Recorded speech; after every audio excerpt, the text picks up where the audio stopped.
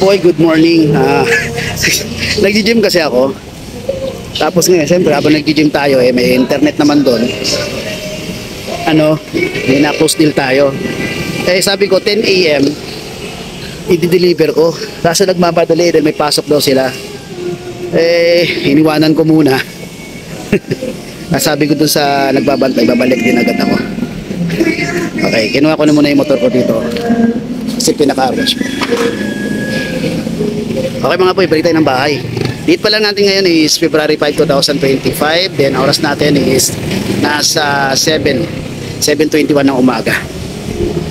Punta muna, balik ko muna ng bahay. Kunin natin si Sunday yung choco natin na female. I-re-rehome natin. Malapit lang naman bandang Bikas. Okay mga boy, let's go. Boy, kababalik ko lang dito sa bahay. At ito yung i-re-rehome natin. Ito yan yan. Ano i-re-rehome ikaw ngayon? Sunday. I-re-rehome ko si Sunday ngayon Sunday. Okay. Halika na, Sunday. Ikaw, mag-isa ka na lang dito. Kuwowo si Zeddy. Okay. Kunin ko na to, ha? Inggit. Ito po si Sunday. Sunday. Mihi ka naman dyan. Sunday. Chuchu. Ayun o. Sunday. Ayun o. Ano? Okay, mga boy. I-ready ko na sa Sunday, mga boy, ha? Okay. Okay, mga boy. Yung talaga, uunahin natin lagi ang pagkakapirahan. Okay, ang gym lang yun. Babalik nga ako Ba't ako nag-gym? Actually, nag-gym naman talaga. Kaso lang, nahinto ako. At nung nahinto ako, ayun na, lumupo na ako ng lumupo. Pero hindi ibig sabihin na nag-gym ako dati, is payat ako. Hindi. Medyo maliit, pero hindi kagandaan. Ganun din. Kasi, gym lang naman ako kahit paano. Siyempre, tumatanda na nga tayo. Kumbaga, sabi nga namin ng mga matatanda doon sa gym, ang sa amin, ang pag-gym namin ay hindi na priority ang kagandahan ng katawan. Kung bibigyan ng ganun pa, pasalamat. Pero pag hindi na, okay na. Ang importante kasi ng mga boy is siyempre na-exercise. Napaka-importante yan. Napaka-importante yan. Yan ang pinakasinasabi namin na bukod sa mga gamot na iniinom pag nagkakaedad mo, wala ka na magagawa talaga. Kailangan mo ng gamot, kumain ng masustansyang pagkain, at the same time exercise. Diba? Kasi may mga kasama na ko sa gym, matanda pa sa akin, 50, 60, meron. Napakadiksi nila. Talagang yung katawan, yun, iba may tiyan naman talaga, yung iba, hindi talaga na may tiyan naman tao. Kumbaga, hindi ganun kalakihan ng tiyan, tapos, baliksik, nakakapagbuhat pa ng mga 100 kilos. Kaya isa rin sa mga hinahangaan ko, di walang bisyo.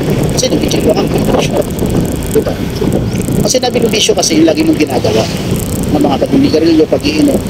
Ganun. Kaya nga tinawag na bisyo. Okay.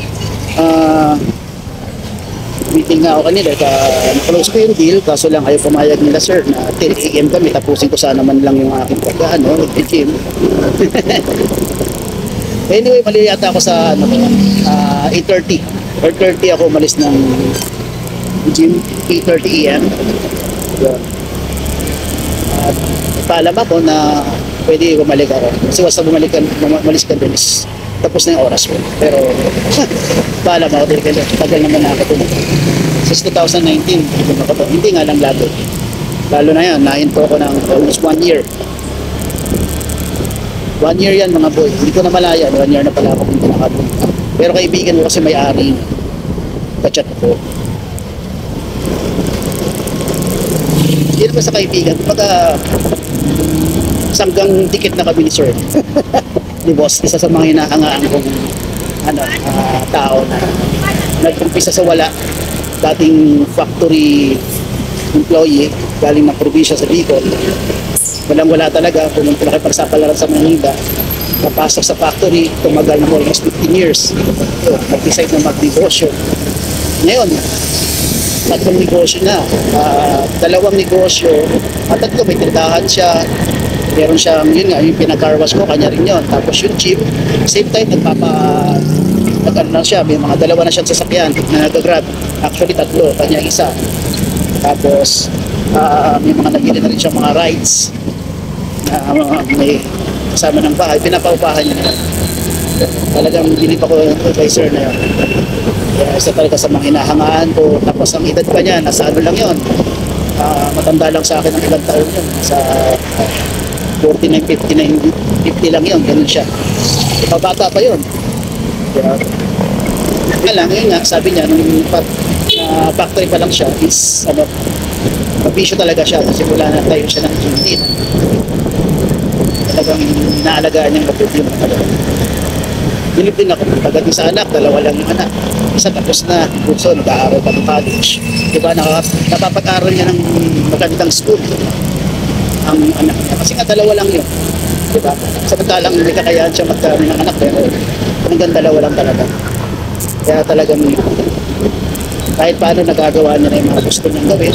Diba? Napupabay niya na yung mga gusto niyang kainin kung paano. Isa sa mga tinitingnan ko na sana pagdating ng mas ganyan din. Siyempre, mabuhay, pangarap tayong ganyan. Na bata pa lang tayo matapos na natin yung mapag-aaral ng mga bata, and then magkaroon tayo ng panahon para sa sarili natin. Or paano, kumita pa din para sa pagtanda, hindi tayo pasanin ng mga anak natin. Hindi tayo nangiging sa kanila para lang nakain, kundi meron na tayo. Hindi naman talaga natin yan mauupiga sila. Intindihin tayo pagtanda. Kasi may kanya-kanya rin pamilya yan.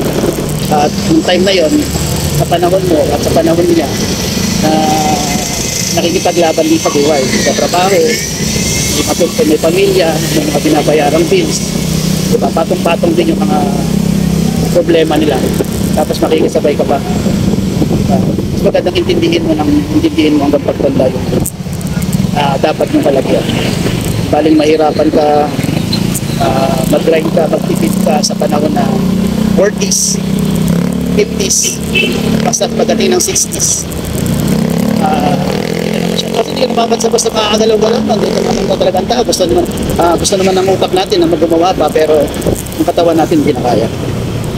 Anyways, napagyan naman tayo, napapakwento naman tayo. Pasensya na mga boy. Kahit wala kayong interest sa mga sinasabi ko, nakikinggan. Okay, anyways, meron tayong mga available doon. Nandun pa si Juan at saka si Pedro, ang ating Tika Pomeranian pig, mga white. Mas white si Pedro. 2 months and a half with vaccine and updated deworming. Yan po ang ating mga Pomeranian. At isa pa, yung kasama kanina yung kasama ni Sunday na si JC, isang male bicolor, black and white na Shih 2 months and a half, itit pet o licensed pet, updated deworming.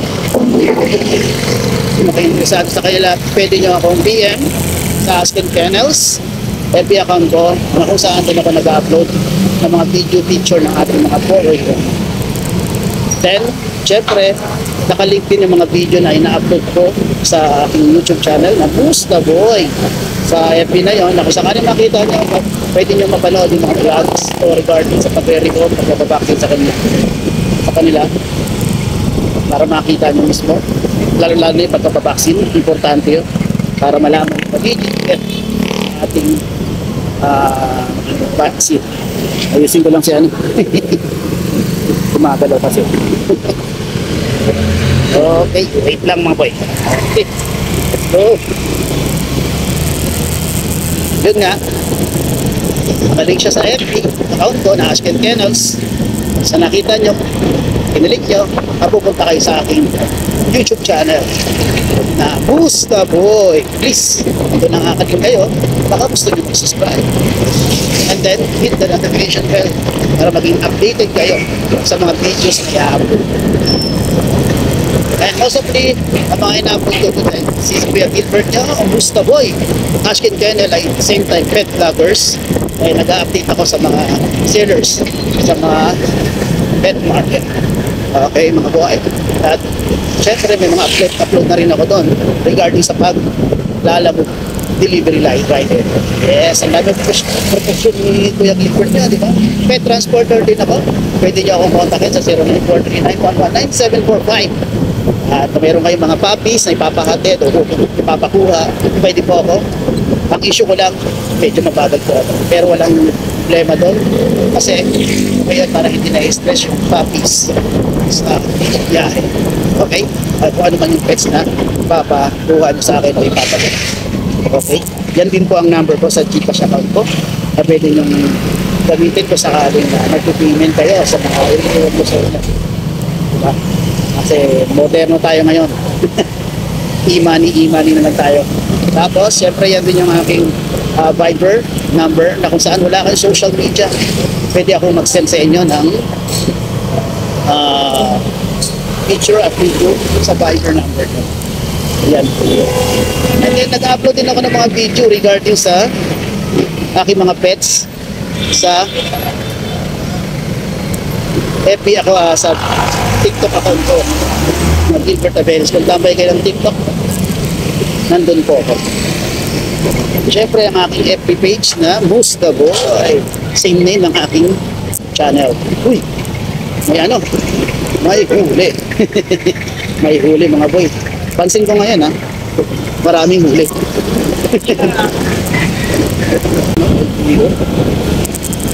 Dami LTO. Pagabi rin mga boy, dami. Dito ako maghihintay sa may petrol. Tayo na natin dito si Sir sa may petrol. Mami, ito po siya. Aha. Ay, tinanggal niya yung pampers niya. Okay lang. Mama. Pakihawak po. Huwag Ayun. na, huwag na.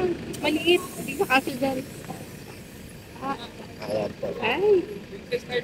Apo, princess type po yan. Cute ang Yan liit. po. Tapos ma'am, paliwanag ko yung vaccine. Talaga pa padali. Vaccine ma, sir. Saan ka nagpapakit? Ay, dyan, SAS. Yan. Malapit lang. Oo, dyan po. Okay. Ito po. Ay. Malapit Sunday. lang sa inyo. Bago mag-Primark, bandang kaliwa. Oo, Primark. Alam niyo ba? Ito na sandalin pa. Oo. Sige, para Sa may record na siya. Sunday, ang pangalan niya, Shih Tzu. Ayan, 11/28/24 siya pinanganak. Yan yung deworming niya. November. Opo, November, opo. Yan. Bago siya mag 3 months, Oo. tuloy-tuloy siyang i-deworm. Tapos, ito yung kanyang Ans Animal Clinic. Alam niyo madam yan. Yan. Lagyan. Then, yan. Ang balik niya, sa February 18, 2025, legit bet naman. Okay. Ayan. Then, nagtala ako ng pagkain niya. Kasi tinatransfer ko siya. Tinatransfer ko siya sa Bipro. Kaya hinahaluan ko siya. Pwede ba sa Aussie? Kung lalagay niyo sa Aussie, haluan niyo naman konti nito. Halimbawa, sa 100%, lagyan niyo ng 50% nito at 50% Ano ba na to? Aussie. Ano yan? Bipro papi po na may Bipro? Oo. May kasama siyang konting Anong ano. brand yan? Papi po. Hindi, yung, di ba, merong pedigree, merong Ayan po, Bipro po. Bipro. Oo, Bipro pa lang po. Alam ko beef. Bipro. Ayan po. Yan. Gano'n siya karami kumain? Konti lang sir. Ito lang. Okay na to. Ayan lang. Basahin lang po na Ilang muna. meal a day? Ilang meal a day? Ako kasi tinatatlo ko sila eh. Tatlo, umaga, pangalan, kape. Oo. Ganun. Lagay nyo lang sa paano kulong. siya? Ganyan na Lalagyan ng tubig? Opo, papalambutin. Pag pinisil nyo na talagang pigang-piga na siya, okay na yun. Tapos i-drain ng tubig. Oo, i-try nyo po yung tubig. Tapos ilagay nyo lang sa kulungan kasi uubusin lang naman niya yun. Then may dead May cross powder kasama kayo? siyang malaking aso eh, Shih Tzu eh. Ah. Malaki na, magwa 1 year old, walang halo siya, wag muna. Huwag nyo muna po kasi Baka baka mapilayan. mapilayan. And then, kung pwede siyang maikulong muna, ikulong nyo muna po. Kasi para hindi siya maano pa. Kasi isang vaccine pa lang yan. Para hindi magdila-dila kung saan-saan po, madam. Yan po. Then,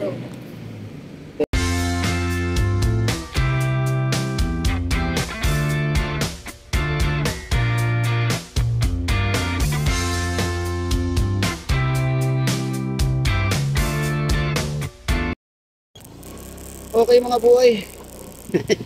Narihong ko na. Yan. Malapit lang naman. Dito lang naman yan sa may Petron, malapit sa Iglesia ni Cristo, sa may bandang Picas. May mga LTO pa nga mga boy. Pero okay lang, kompleto naman tayo. Kahit naka-short tayo, naka-shoes naman tayo. Kaya, okay mga boy, balik na tayo sa bahay. Atid ko lang yung kanyang pinaglagyan at balik tayo ng gym. Siyempre, babalik tayo ng gym mga boy. Hindi natin natapos eh.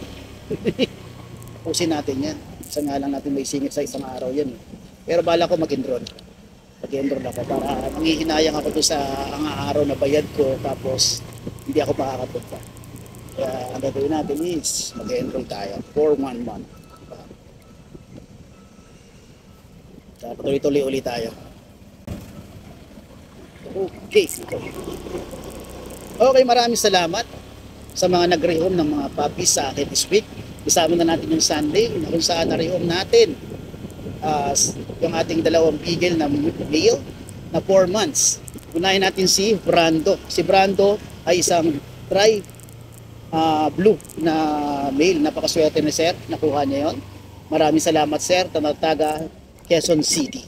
Then, syempre, si ma'am at sir na si Ma'am Violet na taga San Francisco, San Jose del Monte. Nakuha naman niya nila ni Sir si Bruno. Okay, ang ating tricolor na beagle na male. And then kahapon, ng umaga, na madaling araw, bumiyahe tayo para naman kay Ma'am Paulette para i-rehome natin si Tintin na ating tricolor female, 2 months and a half na Shih Tzu. Okay, na taga Purok 6, Rueda, Plaridel, Bulacan. Maraming salamat kay Madam Paulette. Magandang feedback niya sa atin. Nagustuhan daw ng bunso niya si Tintin na napakalupot. Takbo daw ng takbo. Maraming salamat po. Nakakatuwa po yung mga ganyang message sa inyo. Maganda yung feedback sa mga pets ko. Okay, next natin kagabi. Nung nakaraang gabi pala ng Monday pala, no, hindi pala kahapon. Wala tayong rehoming kahapon. Okay, na-rehome naman natin dun sa regular nating customers since 2023. 23 na nakuha niya si Lita at 23 ng November nakuha niya si Lita at January 24 nakuha naman niya si Natoy at noong nakaraang Monday lang ay nakuha naman niya si Gab. Yan, ang ating malachoko na female, 4 months. Siyempre, digit vet at treated worm. At ito naman, maraming salamat kay Sir na nakuha naman niya si ating choco na female, 2 months and 2 weeks na si Sunday.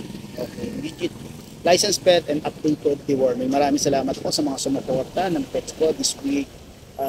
Sana po naging masaya din po kayo, sino man yung pagbibigyan mo ng mga pets. Okay mga boy, hanggang dito na lang ang aking vlog regarding sa pagre-rehome kay Sunday. Okay? Dito. Okay mga boy, maraming salamat. Ingat kayo lagi. And God bless. Peace mga boy.